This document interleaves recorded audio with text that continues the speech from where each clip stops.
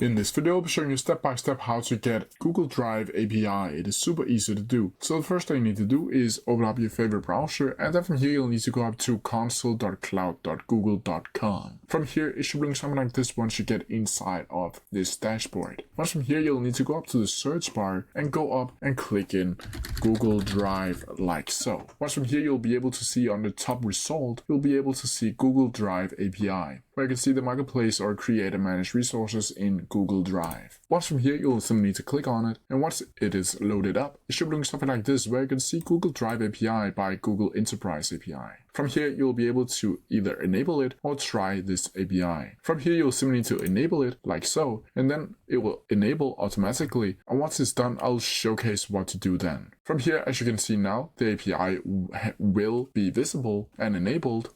And from here, you'll be able to go up here to call this API from your own application and create credentials.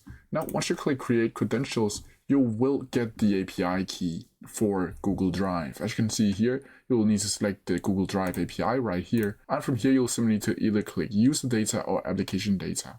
From here, you'll simply need to click next. And then from here, you'll be able to add in your app name, support email, logo if you want to do that, and an email address, and then just fill in all of these other information until you get to your credentials, and then there your Google Drive API will appear. But as I do it, if you have any questions about it, please leave them down in the comments below, and I'll try my best to answer them as quickly as possible. See ya!